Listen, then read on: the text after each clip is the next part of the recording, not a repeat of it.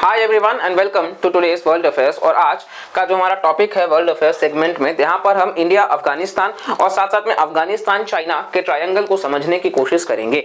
अब अफगानिस्तान बेसिकली जब भी हमारे दिमाग में आता है हम तालिबान से जरूर रिलेट करते हैं। साथ साथ में जब भी अफगानिस्तान आता है तो हम कई सारे इंडेक्सेस में देखते हैं कि वो बॉटम में आता है कंट्री, है ना, पाकिस्तान, अफगानिस्तान। तो हमारे दिमाग में यूजुअली यही आता है कि अफगानिस्तान जो कंट्री है वो गरीबी होगा, मतलब करप्शन होगा, वॉर ही तो है, यूएसए था वो भी छोड़ के चला गया, तालिबान लेड एंड कंट्रोल्ड हो चुका है, डेमोक्रेसी नहीं है, लोग जो है वो परेशान हैं।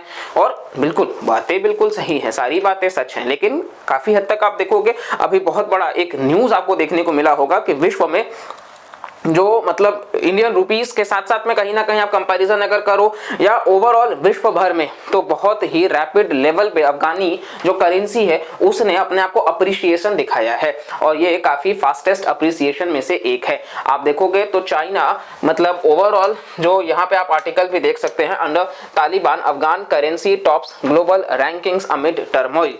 तो जब भी हमारे दिमाग में आता है कि वर्ल्ड की मतलब बेस्ट करेंसी के अकॉर्डिंग अगर हम देखें तो यहाँ पे अफगानिस्तान जो अफगानी करेंसी है ये अपने आप में बहुत ही बेहतरीन इंप्रूवमेंट दिखाया है।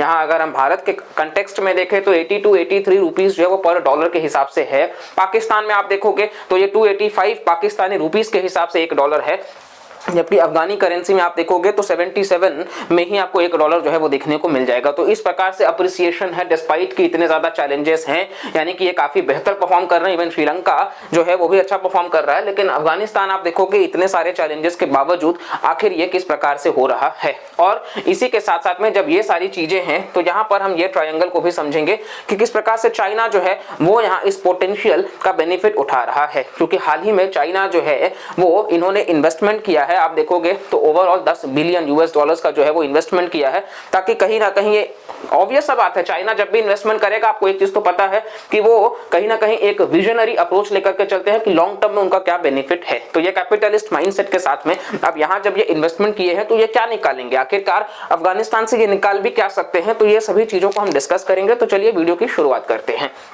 तो यहाँ पर आप देखें ये हम आर्टिकल डिस्कस कर चुके हैं। हाल ही में अफगानिस्तान इसलिए भी चर्चा में था क्योंकि ये चर्चा होना नहीं चाहिए। दरअसल 6.3 मैग्नीट्यूड का अर्थक्वेक आया, जिसकी वजह से वेस्टर्न अफगानिस्तान हमने करंट अफेयर्स के वीडियोस में कवर किया है, तो आप जाकर के चेकआउट करिएगा। और वहां पर आप देखोगे तो 2000 से ज्यादा लोगों की जानें जा चुकी हैं बिकॉज ऑफ अर्थक्वेक। काफी डेडली रहा है और मतलब भयानक तरीके से जो है वो नुकसान हुआ है। तो अफगानिस्तान तो इस वजह से भी चर्चा में रहा है। आप देखोगे तो जो काबुल है और ये हेरात प्रोविंस में आपको देखने को मिल जाएगा। अब साथ साथ में आप देखोगे तो यहाँ पर जस्ट बिकॉज के इजराइल और हमास के बीच में भी आप देखोगे किस प्रकार से कॉन्फ्लिक्ट जो है वो चालू है, और इस वजह से ये भी एक कहीं ना कहीं सवाल बन रहा है कि has the Afghanistan Taliban and Iran backed Hezbollah. अब अफगानिस्तान के तरफ से तालिबान और ईरान बैक किसको करता है, हिजबुल्लाह को। हिजबुल्लाह जो है वो ईरान के द्वारा बैकिंग है। इवन आप देखोगे तो ये लेबानन को ज्वाइन कर रहे हैं क्या हमास, मतलब in its fight against Israel. तो जो हमास का मतलब इजराइल के खिलाफ में लड़ाई है उसको कहीं ना कहीं क्या ये समर्थन देंगे। तो ये भी सवाल हो रहा है कि कहीं ना कहीं मतलब अफगानिस्तान का जो तालिबान है, ईरान बैक्ड जो हिजबुल्लाह है, तो क्या ये बेसिकली हमास का समर्थन करेंगे कि इजराइल के खिलाफ जो लड़ाई मतलब उन्होंने चालू करी है। तो ओवरऑल आप देखोगे तो कहीं ना कहीं बहुत सारी बातें आती हैं। अब अफगानिस्तान क्या करेगा इस बारे में हम कहीं ना कहीं फिलहाल डिस्कशन नहीं रखेंगे। हमारा जो डिस्कशन यहाँ है ये हम इकोनॉमी के कंटेक्स्ट से रखने की कोशिश कर रहे हैं कि आप देखोगे ओवरऑल अब अफगानिस्तान में आप देखोगे तो सबसे ज्यादा फिलहाल के लिए आप देखोगे तो एक जो पॉपुलेशन है इनका 4-4.5 करोड़ के आसपास का जो पॉपुलेशन है, और इनका जो कुल जीडीपी भी आप देखोगे तो अप्रोक्सीमेटली $14 बिलियन के आसपास में है, मतलब ना के बराबर है। 40% इनको जो फंडिंग मिलता है वो फॉरेन एड से मिलता है, जो कि अब तालिबान के आने की वजह से कहीं ना कहीं कम होता जा रहा है, क्योंकि तालिबान जो है वो वहां की महिलाओं के ऊपर रेस्ट्रिक्शंस लगा रहे हैं, कहीं ना कहीं उनके फ्रीडम के ऊपर सवालिया निशान पैदा कर रहे हैं। तो इस वजह से अब जो एड देते थे, डोनेशंस देते थे, वो कहीं ना कहीं कट हो रहा है। करप्शन वगैरह बहुत सारी बातें वो बोले कि ये पैसा हम दे रहे हैं तो ये पैसा तो तालिबान जो है वो इसको कंट्रोल कर लेगा, और तालिबान जो है वो तो वेपन्स में और बाकी चीजों में इस्तेमाल कर लेंगे, यानी कि डेवलपमेंट पे फोकस नहीं किया जाएगा। तो इस वजह से इस बारे में भी बात रखा गया है। अब आप देखोगे तो तालिबान जो है वो एलेज कर रहा है इंटरफेरेंस की फॉरेन एड डिप्राइव कर रहा है अफगान्स को ऑफ लाइफ सेविंग हेल्प। इन्होंने ये तक भी कहा टू कट आउट जो है देखोगे कहीं ना कहीं मतलब चालू हो चुका है। अब यहाँ पे ये आप आर्टिकल देखो, China inches closer to Afghanistan rare earth reserves with new oil deal. तो ये आप देखोगे तो यूएस से जब अफगानिस्तान से निकल चुका है, जब भी यूएस से मतलब आप देखोगे ये भी अपने आप में एक फेल्ड ही रहा है, क्योंकि यूएस जब जब जहां जहां एंटर किया है वो मतलब बीच से ही बैकआउट कर चुके हैं, और अफगानिस्तान का भी हाल वही हुआ। आप देखोगे अभी वो यूक्रेन में भी कहीं ना कहीं मतलब डायरेक्टली अब फंडिंग करने से फॉर द टाइम बिंग उन्होंने मना कर दिया है। तो इस प्रकार से जब ताइवान और चाइना के भी हम बात करते हैं तो ताइवान भी तो सवाल या निशान आएगा ना मन में कि मतलब हम यूएस के ऊपर डिपेंडेंट रहें या ना रहें। तो इस वजह से आप देखोगे यूएस जब अफगानिस्तान से निकल गया, चाइना एक मैसिव अपॉर्चुनिटी बना चुका है रीच रेयर अर्थ एलिमेंट्स का एक नए डील के साथ में तालिबान से। अब आप देखोगे तो तालिबान को ऑफिशियली रिकॉग्नाइज जो है अफगानिस्तान में सरकार बनाने के लिए वो सिर्फ चाइना, पाकिस्तान और नॉर्थ कोरिया ही करते हैं, और चाइना इसीलिए करते हैं ताकि इस प्रकार का वो अपॉर्चुनिटी का लाभ ले सके। आपको पता है पाकिस्तान के पास में तो इकोनॉमिकली भी कुछ नहीं है, वो तो खुद सामने से चाइना से हेल्प मांग रहे हैं कि और ज्यादा आप चाइना पाकिस्तान इकोनॉमिक कॉरिडोर में फंडिंग करो। और नॉर्थ कोरिया का आपको पता है कि इसी वजह से वो रशिया भी गए अभी रिसेंटली, जब रशिया यूक्रेन वॉर हो रहा है, वेपन्स वगैरह भी देने में, साथ साथ में अपने इकोनॉमी को और ग्रो कराने में, क्योंकि कोविड के बाद से नॉर्थ कोरिया में लॉकडाउन बहुत मैसिव लेवल पे लगाया गया, तो पावर्टी और मैल नरिशमेंट बहुत ज्यादा है वहां पर। तो अब चाइना जब ये कंट्री बन चुका है तो चाइना इसीलिए किया ताकि ज्यादा से ज्यादा वो एक्सप्लोर कर सके वहां के एलिमेंट्स को, मिनरल्स को। अब अफगानिस्तान में वाकई है क्या, क्योंकि कहा जाता है 1 ट्रिलियन से 3 ट्रिलियन मतलब इतने ज्यादा जो है वो मिनरल्स अपने आप में हो सकते हैं अफगानिस्तान में। तो इसको टैप करने की बात है, और चाइना हमको पता है कि टैप करने में बहुत ही ज्यादा बेहतरीन कंट्री रहा है। ओवरऑल आप देखोगे तो अफगानिस्तान माना जाता है यहाँ पे 1 ट्रिलियन बताया जा रहा है, मोर देन वर्थ मतलब इसका वर्थ है, जिसमें आप देखोगे कि गोल्ड से लेकर के कई सारे जो लाइमस्टोन वगैरह, लेड एंड जिंक वगैरह, कॉपर, मरकरी, ठीक है, लिथियम आपको देखने को मिल जाएगा। तो इन सभी की बात करी गई है। आज के टाइम पे आपको पता है लिथियम जो है वो व्हाइट गोल्ड है।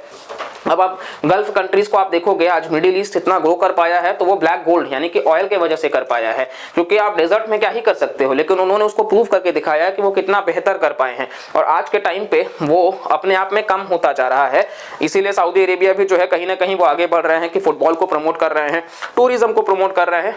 उसी तरीके से यहाँ अफगानिस्तान जो है इससे भी एक्सपेक्ट किया जा रहा है कि यहाँ पे व्हाइट गोल्ड जो है वो लिथियम आज के टाइम पे बहुत बड़ा है, जिससे इलेक्ट्रिक व्हीकल से लेकर स्मार्टफोन्स हर जगह उसका इस्तेमाल हो रहा है। तो ये कहीं ना कहीं अगर मिलता है तो चाइना के लिए ये तो बहुत बड़ी विक्ट्री होगी। इसी के साथ साथ में आयरन जो है वो काफी ज्यादा यहाँ पे है, आपको देखने को मिल जाएगा। आयरन बहुत बड़ा मात्रा में आपको देखने को मिल जाएगा, टॉप 10 में से एक है। अगर हम इतना ज्यादा मतलब 500 बिलियन तक का मैकबुक जो है वो कंप्यूटर केसेस मैन्युफैक्चर किए जा सकते हैं, 3 लाख तक का गोल्ड पाउंड कॉइन्स, तो इस प्रकार से आपको देखने को मिल जाएगा।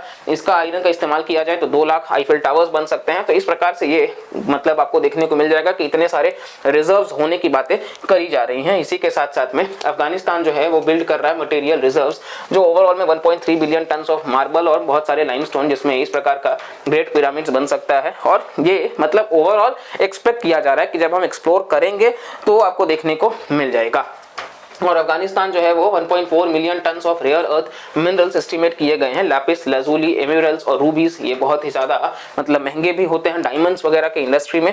तो ये कहीं ना कहीं मतलब अगर बातें सच होती हैं, जिसको लेकर के हर कंट्री जो है वो बेसिकली इसीलिए लगा हुआ है, स्पेशली चाइना जो है वो इस बात का हमेशा से, आप देखोगे डेमोक्रेटिक रिपब्लिक ऑफ कॉन्गो जब वहां पे भी मिलिट्री कू होता है तो चाइना जो है वो उस वक्त वहां पे मैसिव फंडिंग करता है।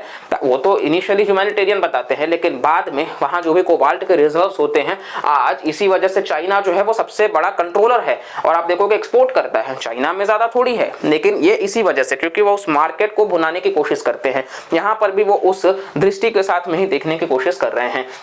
आप देखोगे अफगानिस्तान का कुल एक्सपोर्ट्स तो ये 45% एक्सपोर्ट्स जो है वो प्रीशियस मेटल्स और जेम्स का ही है। तो ये पोटेंशियल तो है, ऐसा भी नहीं है कि सारी बातें हवा में ही हो रही हैं। और इस पर सब पर कंट्रोल कौन बना करके बैठा है, तो फिलहाल तालिबान, क्योंकि तालिबान जो है वहां पे कोई डेमोक्रेटिकली इलेक्टेड गवर्नमेंट नहीं है। तो तालिबान है तो आपको पता है कि वो फिलहाल कर भी अपने हिसाब से ही रहे हैं सारी चीजों को। और ये ओवरऑल मतलब आप देखोगे 90% उनके प्रोडक्ट्स जो हैं वो यूएई, पाकिस्तान और भारत जैसे कंट्रीज में जाता है।